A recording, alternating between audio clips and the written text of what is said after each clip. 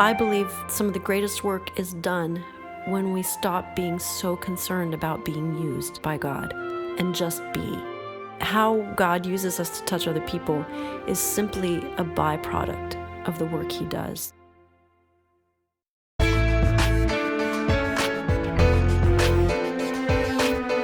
Welcome to the Brand New Me podcast.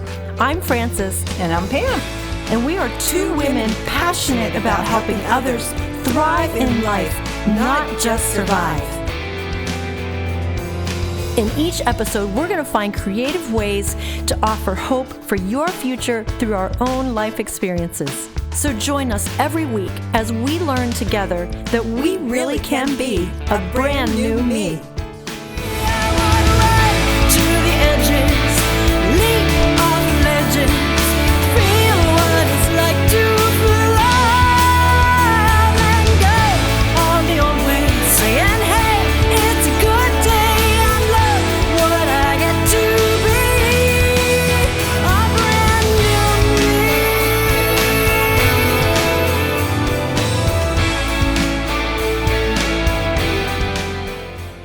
This week's chapter is called Double Destiny, and we just decided to kind of take a little side trip on this chapter. We were having a discussion before we hit record and just decided that we should just record our discussion because it's very open and honest, and it may be beneficial to you today as we're talking about double destiny. I think if I understood Mark right in his writing, he's looking at this from a couple different perspectives. There's a universal destiny that we have. We're all called and created to be like Christ. That's a universal thing.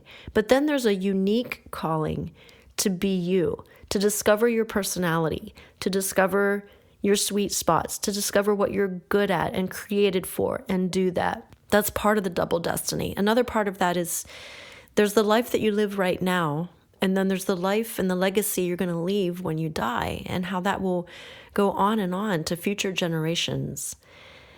But we wanted to talk a little bit about what do you do when you're on your way to your destiny and you're trying to be all you're called to be, and you get hit with stuff that just kind of knocks you off the path. And that's where we were talking about before we hit record. Pam was sharing that she's struggling again, and I noticed, I kind of remembered that last year at this time she was too. And so we started talking about that and decided that we'd just share honestly what we were saying before we hit record. Pam, what is it that you're struggling with these days? Well, it's interesting how you go through seasons of emotions, I will say. Yeah, I mean, I know I do. Mm-hmm. And I think as we were talking, it kind of dawned on me, yes, I'm feeling a little down now. Okay, God, why am I feeling down? Everything's great. I'm having fun doing what I'm doing. I'm loving life for the most part for what I'm doing, but I have this nagging feeling inside. You reminded me, my mom died 2 years ago. It'll be Sunday. And my brother died in October last year. And so we need to realize, I guess, all these things that are in us, that you're not sitting around thinking about your loved one who died constantly. It's not depressing you. You deal with it, and they're with Jesus, and you're happy for them. But there's something that happens inside of you that sparks all of this. And I know that is for me. And I say, God, I don't want to be like this.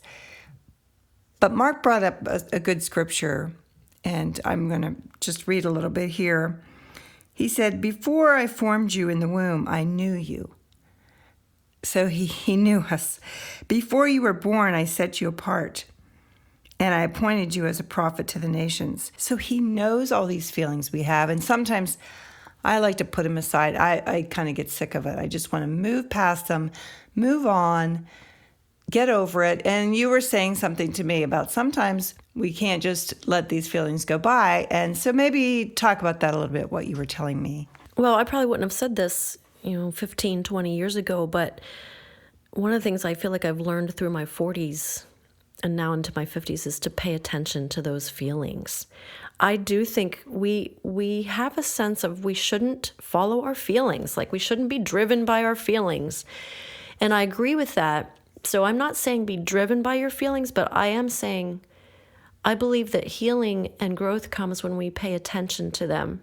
If there's a gnawing depression and a gnawing sadness and just a gnawing emptiness, I think we need to pay attention to it.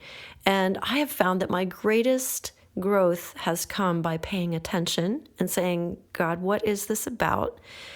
And then letting him begin to speak to me, and then acknowledging that and either moving on or getting some counseling or, digging a little deeper. I was just talking to a friend who's in counseling, and as we were talking, she was talking about how helpful it's been, and I thought, it wouldn't hurt me to do some digger,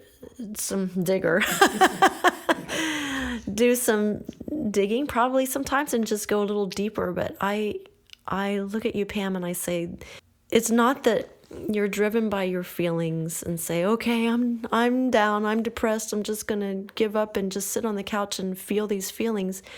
And yet, I think that you should say, you know what? Last year at this time, 2 years ago, my mother passed away. That is a huge loss in our lives. Then your brother. And there's stuff going on in your dad's life now that just, it stirs things up. I remember a speaker who came to our church. I don't remember anything else he said in his message, but he just said, pain is something that God gives us to help us find our way to healing when we pay attention to it. I just did a music video to my song Beside the Barn, and even though I wrote it years and years ago, recorded it years ago, it seemed like this summer was the right time to actually do a music video, go back to the farm where my brother drowned and record the story and record the song. And it just felt so right that day. I cried, I laughed. It was so healing to go back and do that.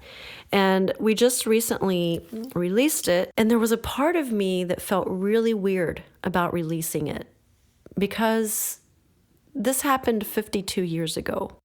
Part of me thought, man, people are going to think, good grief, woman, get over it. It was 52 years ago. It was just a brother.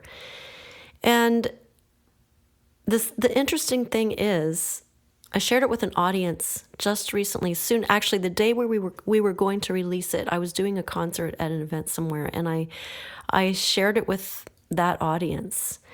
And afterwards, they came back to my table, and several people told me very specific tragic events, like the details of what happened, where it was, what happened, who it was. Somehow, as I've paid attention to the whole grief thing and how it has affected my life, there's a recurring pattern of writing songs about death. And when I finally stopped and said, why do I write songs of death? What is this about?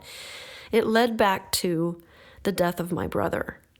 And so as I've begun to pay attention to that and realize it and write about it and now do the video on it, more and more healing comes. And I think the reason I couldn't go back and do the video a couple years ago even was because I wasn't quite healed yet. But I am such a different person today than I was even 2 years ago because of this journey that I've walked on of paying attention to the pain, not wallowing in it, not living in it or staying there, but staying there long enough to say, this is what it is, this is how it's affected me, and how can I use it now to help other people? But I didn't even write the song to help other people. I wrote it because it came from the depth of my heart. It was my story, it was part of my life, and I wrote it in pure expression of talk about unique personality and unique destiny. It is in me to write songs. That's what I do. And so when I write what I feel, I find that it gives people permission to acknowledge that, oh, I feel that too. Like, I still cry over the loss of my brother. You still cry over the loss of your mother. You still cry over tragedy in our lives and sadness in our lives. And that's okay. We just don't stay there, but we pay attention and we acknowledge, and then we move on. That's good. Interestingly enough, I was having devotions this morning, and I said to God, am I screwed up because of all these things? Because I thought I was over them. I thought I was could get past them. And what you said is perfect. And God said to me, no, because you have a message to tell. And all those things that I've gone through, I just have to focus on, whether it depresses me, whatever it does. And you think you're past them, and then you're like, no, maybe I'm not past them. But the whole point is reaching out to somebody else. The whole point is continuing on is to share your story to help somebody else. I just need to keep reminding myself about that yes, you've gone through hard things. Yes, I have helped you overcome, but it's still part of you. And so you just have to remember that. And for those out there who have gone through hard times and you're saying, okay, God, please use me to help somebody else. And that's really what our destiny is. And I think I would even go further and say, I believe some of the greatest work is done when we stop being so concerned about being used by God and just be and just live. And how God uses us to touch other people is simply a byproduct of the work He does. And I find I do my greatest work when I stop feeling pressured to be used by God. I'm not saying that you do. I'm just saying when I set that aside, I feel like I do my greatest work when I'm just me and I write from my heart and I live from my heart and I let God take care of the rest. There's a beautiful song that I've been meditating on this week, Be Still My Soul. And there's a phrase in there that I just love. Leave to your God to order and provide. And I'm going to leave you with that. If you're experiencing pain today, to pay attention to it and let God order your steps, order your emotions, help you figure out what's going on inside, and give it to Him and let Him provide the healing that you need and the comfort that you need, and do it in the way that He sees best. And live into that pain and embrace it, and then just see where it goes and see what God does with it. Could you please play your song at the end of this podcast? That would be awesome. Aw, I would love to.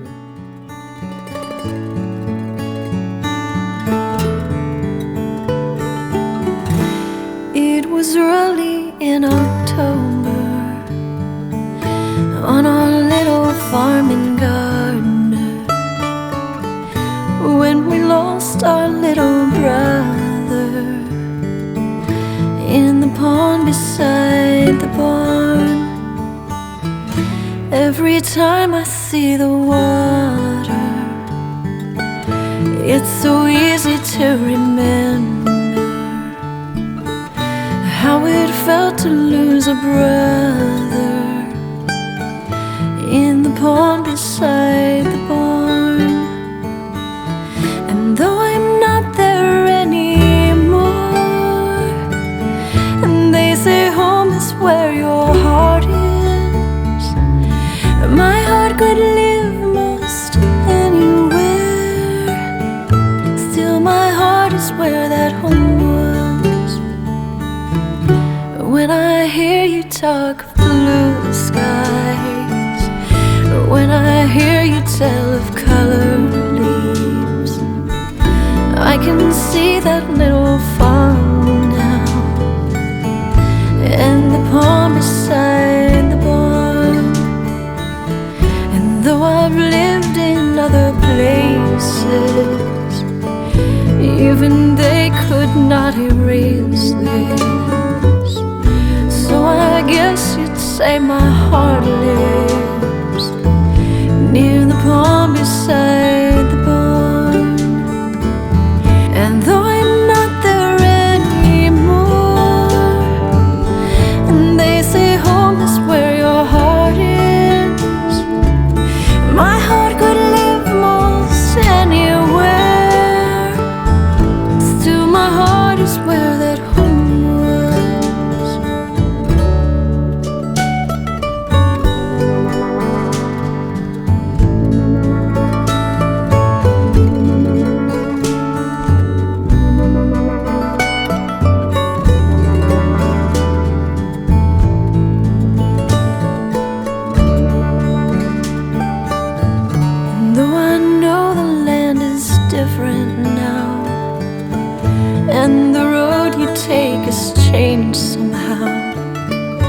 I know I'd find it just by looking out for the pond beside the barn.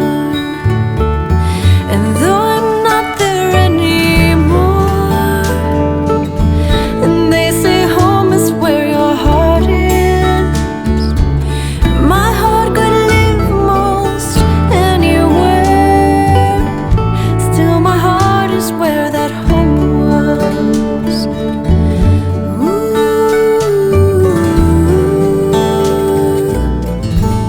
Still my heart is where that home was.